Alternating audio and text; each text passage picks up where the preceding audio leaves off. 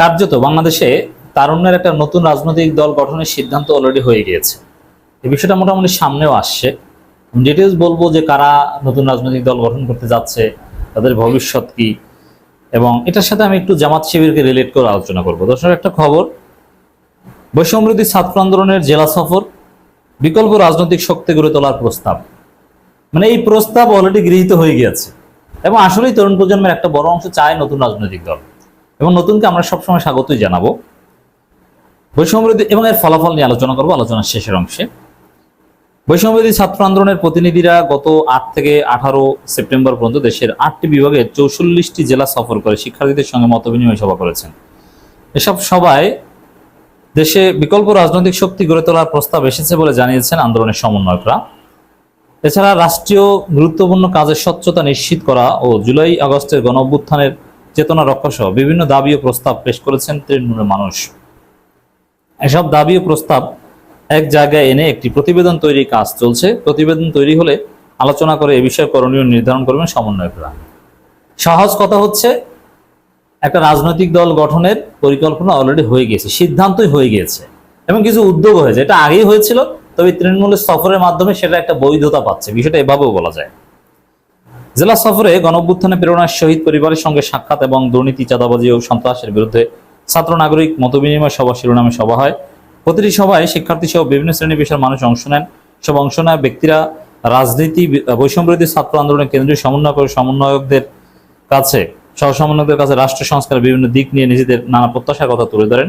জেলা পর্যায়ে মতবিনিময় সভা শেষে 20 সেপ্টেম্বর দেশের বিভিন্ন অঞ্চল ও শিক্ষা প্রতিষ্ঠানের সমন্বয়ক ও সহ সমন্বয়কদের নিয়ে ঢাকা বিশ্ববিদ্যালয় ছাত্র শিক্ষক কেন্দ্রে মিলনায়তনে একটি মতবিনিময় সভা করেন কেন্দ্রীয় সমন্বয়করা। ওই সভায় বৈষম্যবিরোধী ছাত্র আন্দোলনকে কিভাবে আরো সংগঠিত করা যায় তা নিয়ে কথা হয়। জেলা পর্যায়ে মতবিনিময় সভায় অংশ নেওয়া সমন্বয়করা বলেন, জেলা পর্যায় থেকে উঠে আসা বক্তব্য ও প্রত্যাশা লিপিবদ্ধ করে প্রতিবেদন তৈরির কাজ চলছে। সেই প্রতিবেদনে কি আসছে বা কি হতে যাচ্ছে এটা আমরা জেনে গিয়েছি। এর মানে নতুন রাজনৈতিক দল করার সিদ্ধান্ত আসছে। তৃণমূলের কি প্রত্যাশা? সমন্বয়করা জানান, বৈষম্যবিরোধী ছাত্র আন্দোলনে যারা ছিলেন তাদের নিয়ে যাতে নতুন রাজনৈতিক শক্তি গড়ে ওঠে সেই প্রত্যাশার কথা জানিয়েছে বহু মানুষ। কেন্দ্রীয় সমন্বয়ক নুসরাত তাবাসসুম, তিনি খুলনা বিভাগের বিভিন্ন জেলায় সফর করেছেন। তিনি বলেন, সবাই চাইছে পুরনো রাজনৈতিক দলগুলোর বাইরে একটা নতুন রাজনৈতিক হোক। দ্বিতীয় স্বাধীনতার অংশীজনদের সবাই চাইছেন এটা দ্বিতীয় স্বাধীনতা। এই কথাটা যতবার সমন্বয়করা বলবে ততবার আমরা তাদেরকে স্যালুট দেব। দ্বিতীয় স্বাধীনতা, দ্বিতীয় স্বাধীনতার মধ্য দিয়ে 71 আমাদের কাছে কম ইম্পর্টেন্ট হয়ে গেল। 71 নিয়ে কোনো চেতনাবাজি চলবে না। দেশটা আবার নতুনভাবে স্বাধীন হয়েছে। যেমন 71-এর পর 47-এ কারা পক্ষে বিপক্ষে ছিল এগুলো নিয়ে তেমন কোনো আলোচনা হয়নি, ঠিক তদ্রুপ 71-এর পক্ষে বিপক্ষের নিয়ে কোনো ষড়যন্ত্র চলবে না। 16 ডিসেম্বরের পর কোনো স্বাধীনতা বিরোধী বাংলাদেশে ছিল না। 71-এর যারা স্বাধীনতা বিরোধীতে ছিল মানতে পারেনি, তারা পাকিস্তান চলে গিয়েছে। বিভিন্ন মতবিনিময় সভায় সংবিধান সংশোধন পরিবর্তন প্রস্তাব এসেছে। একইভাবে বিভিন্ন রাষ্ট্রীয় গুরুত্বপূর্ণ কাজের স্বচ্ছতা নিশ্চিত করা, জুলাই আগস্টে গণঅভ্যুত্থানের চেতনা রক্ষা করা, নানান বিষয়ে কথা হয়েছে। তো দর্শক, এখন এই যে রিপোর্ট, বিকল্প রাজনৈতিক শক্তি গড়ে তোলার প্রস্তাব, এটাকে প্রস্তাব না, আমি বলবো যে এটা সিদ্ধান্ত হয়েছে, ফাইনাল। বিএনপি এটা আগে টের পেয়েছে। এই কারণে বিএনপির লোকজন, ছাত্র দলের লোকজন কিন্তু এই সমন্বয়কদের বিভিন্ন প্রোগ্রামে হামলাও করেছিল, পণ্ড করে দিয়েছিল প্রোগ্রাম।